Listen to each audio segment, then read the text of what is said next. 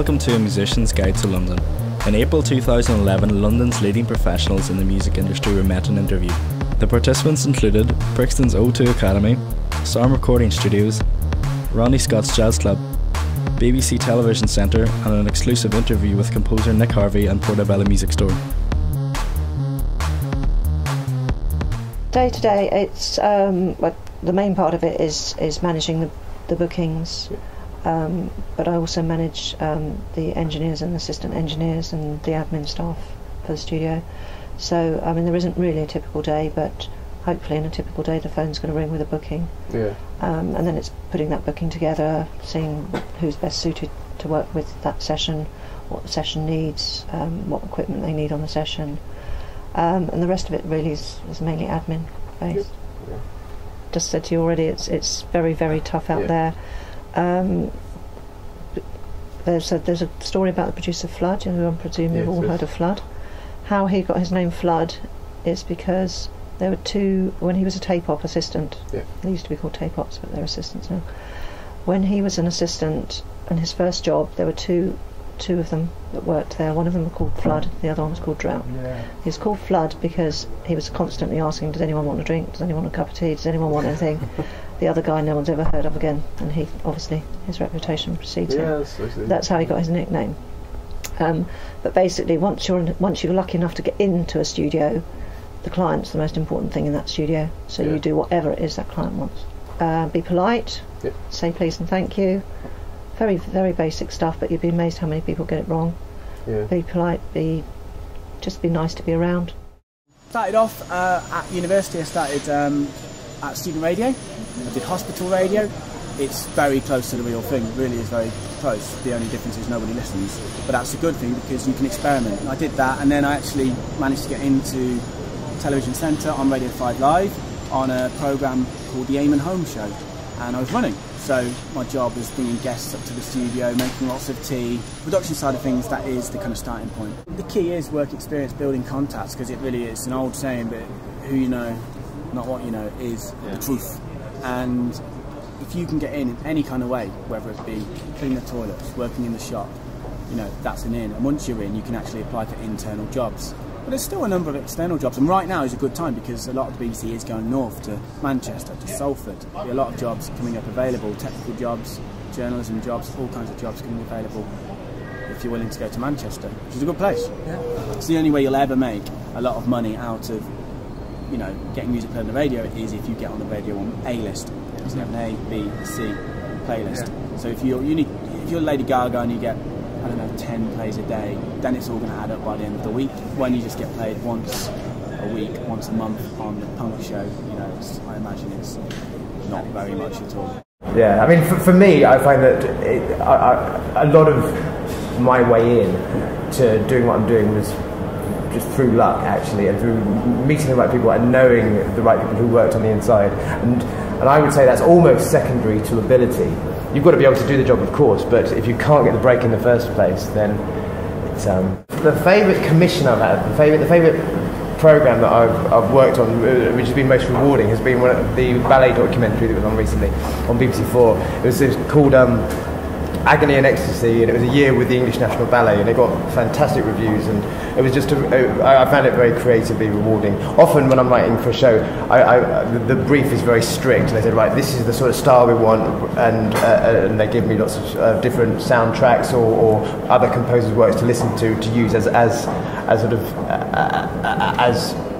I wouldn't say writing a sound alike, but certainly hard to put my own stamp on it, whereas this ballet documentary, I know the director really well, and he just said, just do your own stuff, and I found that's probably, I'd say, some of my best work. But there's been a few things that I've done that have been really, really awful, but then the directors wanted something awful. I mean, if you're gonna give me some grime stuff as reference, and I'm just going to churn out this absolute shit, so be it. I mean, it pays the rent, but it's not particularly rewarding. We do lots of vintage guitars, like I'm interested in old Fenders and Gibsons. There's a lot of money to be made in that area, and I've got a passion for that. You know? old effects pedals, classic amplifiers, things like that. Yeah. That's what we do. And did you get a lot of business? Yeah, a lot of the business is just straightforward new starter guitars, beginners acoustics and electrics, and that's about 50%, and then the rest of it is repairs. So, well, I mean, still, all the vintage stuff as well is all part of it as well. But we get a lot of regular business, because we're a general purpose music store as well, and we do all the accessories and everything like that. Is the fixing and the repairs, is that the main focus? It's 50-50. Okay. Yeah, we do a lot of eBay and internet stuff. Like about 10 years ago, the internet started to really affect business, and our business went down because we weren't really internet ready. And now we've got a website just like everyone else, you know, and we do a lot of buying and selling online, you know. So a lot of it is shipping things to people.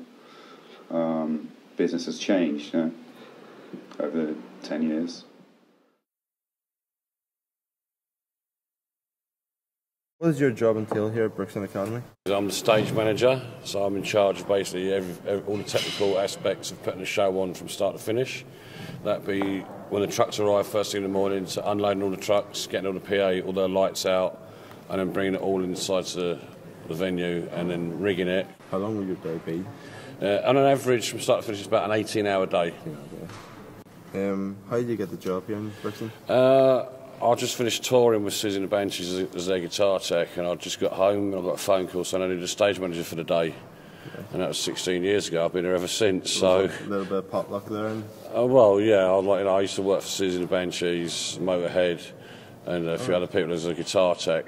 Nice. And so I've been around many venues before that.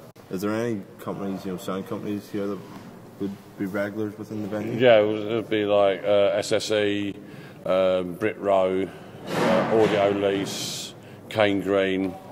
The other venues have got in-house PA and that, right, so they might take on a trainee. Obviously, there's no point in me doing it here because I've got nothing for them to play on. Right? So yeah, like firms like Stage Miracles, and that was a crewing company. People start there doing load-ins, load-outs, and then get to know people. Sound engineers, I'd always say, ring up a local PA company and offer to work for them in their warehouse.